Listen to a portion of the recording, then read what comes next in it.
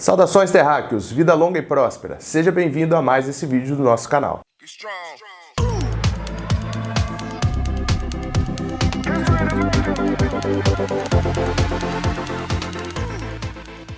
E aí, terráqueo, na reta final de preparação para a sua prova do Enem, Madeira aqui.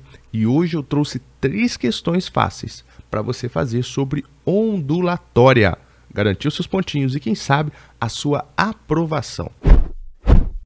Direto ao ponto, vamos logo à primeira questão para resolver e ganhar tempo na sua prova.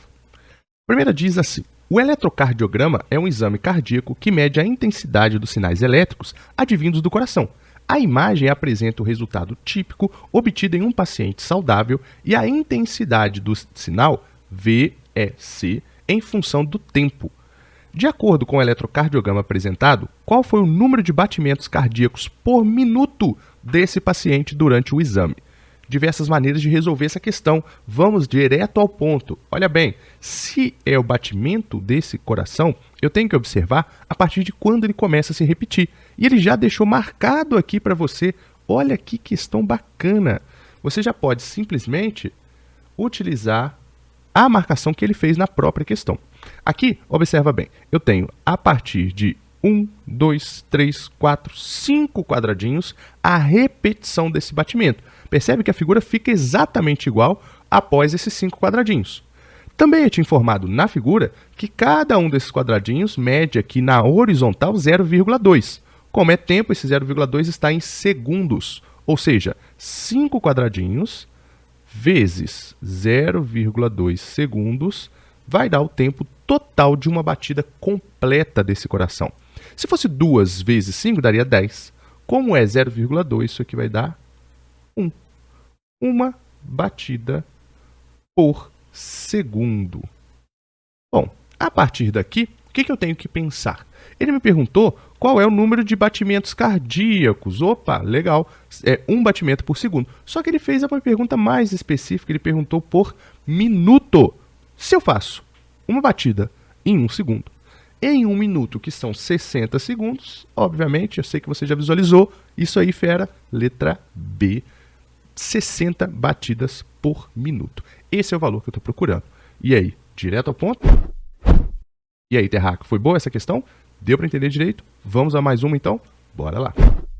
Segunda questão aqui para nossa leitura. Quando se considera a extrema velocidade com que a luz se espalha por todos os lados e que quando vem de diferentes lugares, mesmo totalmente opostos, os raios luminosos se atravessam uns aos outros sem se atrapalharem. Compreende-se que quando vemos um objeto luminoso, isso não poderia ocorrer pelo transporte de uma matéria que venha do objeto até nós, como uma flecha ou uma bala atravessa o ar, pois certamente isso repugna bastante a essas 2 propriedades da luz, principalmente a última. Depois a gente pode pensar melhor quais são as 2 propriedades que ele está destacando. Vamos à pergunta. O texto contesta que concepção acerca do comportamento da luz. Qual dessas visões sobre o comportamento da luz estão sendo questionadas através desse texto? Letra A. O entendimento de que a luz precisa de um meio de propagação difundido pelos defensores da existência do éter. Vamos procurar no texto se tem alguma coisa sobre isso. Ele destaca muitas coisas e fala aqui o seguinte, olha, extrema velocidade, então, bacana, uma propriedade da luz. Ele ainda diz assim, mesmo quando ela vem de lugares totalmente opostos, os raios luminosos se atravessam uns aos outros sem se atrapalharem. Opa, tenho certeza que você lembrou de um princípio da óptica geométrica aqui, sim ou não? Ali ainda diz assim, compreende-se que quando vemos um objeto luminoso não poderia ocorrer pelo transporte de matéria que venha do objeto até nós, como uma bala ou uma flecha atravessa o ar, pois certamente isso repugna bastante as 2 propriedades da luz, principalmente essa última, de cruzarem sem se atrapalharem. 2 raios luminosos quando se encontram, nada acontece. 2 feixes de partícula quando se encontram, há uma interação. Pense em 2 mangueiras, uma delas lançando água, a outra também. Quando você cruzar o jato de água de uma mangueira com a outra, aquelas gotinhas de água vão colidir entre si, isso muda a trajetória delas. Uma lanterna emitindo luz, outra lanterna emitindo luz. Quando os 2 feixes de luz se encontrarem, o que acontece? Isso aí, nada, ok? Então, não está falando nesse texto sobre meio de propagação, não é esse o contexto. Vamos procurar uma questão melhor. A letra B, o modelo ondulatório da luz, o qual considera a possibilidade de interferência entre feixes luminosos.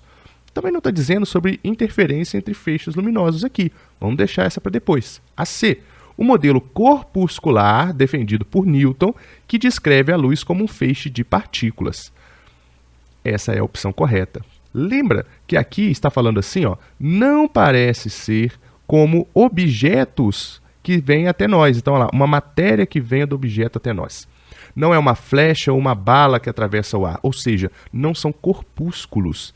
Se você lembrar dessa discussão e por acaso bater o olho aqui, você vai lembrar que esse Huygens C é Christian Huygens. Christian Huygens e Isaac Newton tiveram uma longa discussão sobre se a luz era composta de ondas ou de partículas. O Huygens conseguiu dar diversas contribuições para a teoria ondulatória. Aqui, então, ele questionava, sim, o modelo corpuscular defendido por Newton, que descrevia a luz como um feixe de partículas. Logo, eu marco letra C de certo. Sim ou não?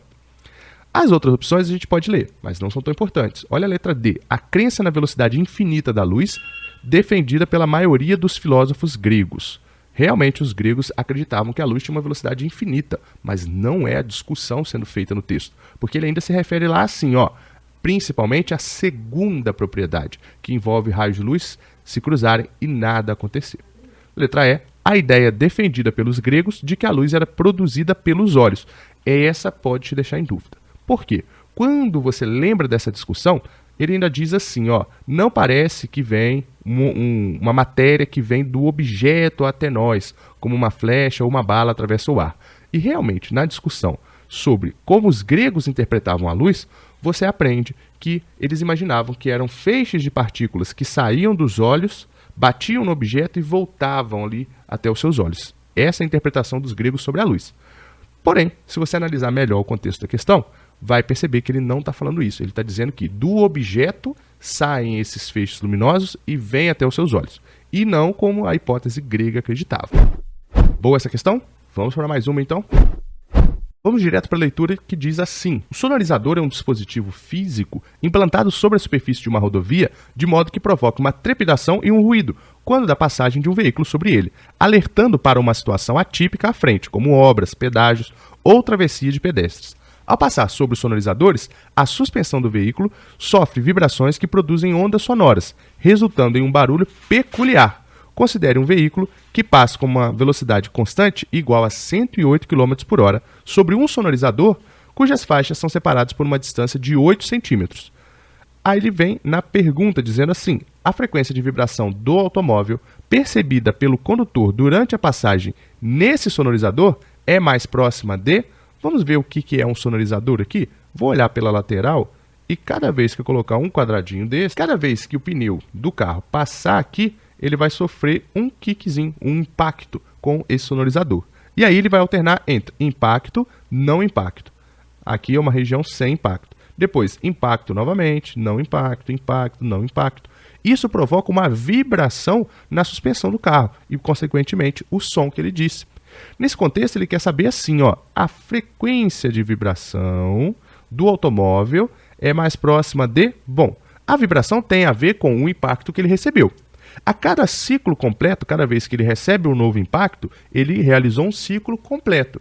Então eu vou imaginar o seguinte, como a velocidade desse carro é de 108 km por hora, fazendo essa velocidade aqui para metros por segundo, eu tenho que dividir por 3,6.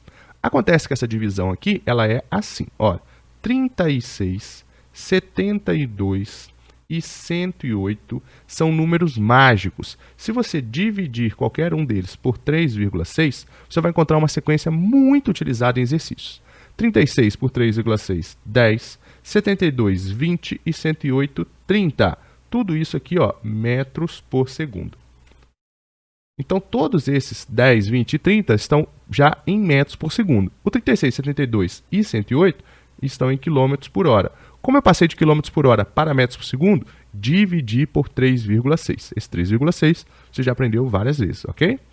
Nesse contexto aqui, 108 é o que nós estamos procurando e ele dá um equivalente de 30 metros por segundo. Como ele pediu a frequência, eu vou me lembrar da equação fundamental da ondulatória, V igual a lambda vezes F. Nesse contexto, a velocidade será do carro, como se uma onda estivesse propagando-se aqui e essa onda recebesse os impulsos do sonorizador. A velocidade será 30. O lambda, bom, a distância de uma faixa para outra é o que eu estou chamando aqui de lambda. Essa distância ela vale 8 centímetros, mas eu não posso utilizar 8 centímetros. Preciso converter isso aqui para metros. 8 vezes o Czinho é 10 a menos 2, lembra disso? Ou então, de centímetro para metro, você divide por 100. É a mesma coisa. Então aqui daria 0,08 metros. 30 da velocidade, 0,08 do lambda, e assim eu acho a frequência. Para terminar aqui a minha continha, eu vou ter frequência igual a 30 dividido por 0,08. Tem diversas maneiras de você resolver essa conta. Eu vou te explicar como eu faria ela de maneira aproximada, tudo bem? Bom, primeira coisa eu escreveria 30 sobre. Não vou utilizar decimal aqui, eu preferiria utilizar 8 vezes 10 a menos 2. Quando eu fizer 30 por 8, bom, eu sei que 3 vezes 8 daria 24, correto? 3 vezes 8, 24. 24 está perto ali do 30. Só que ainda é um pouco mais, né? O 30 ainda é maior do que o 24. Então, isso aqui vai dar 3 e alguma coisinha. Como esse 10 a menos 2 está embaixo, ele vai subir como 10 a mais 2. Lembra que a gente inverte o sinal do expoente quando você tira do denominador e traz para cima no numerador? Então, isso aqui ia dar 3 e um pouquinho, maior do que 3, com 10 a 2. Bom, 3 com 10 a 2 vai dar pelo menos 300, sim ou não? Como eu estou procurando um número maior que 300, letra A eliminada, letra B eliminada, letra C está maravilhosa, letra D muito grande, letra E muito grande. Então, posso fazer aqui por estimativa que a letra C é a correta. Assim eu faria esse cálculo. E aí, terráqueo, gostou desse conteúdo? Saiba que você pode nos ajudar a fazer esse canal crescer. Deixe o seu comentário aqui embaixo com dúvidas e sugestões para novos vídeos. Clique no botão de gostei e compartilhe esse conteúdo. Nos ajude a compartilhar conteúdos de ciência, tecnologia e muita física para usar no seu dia a dia.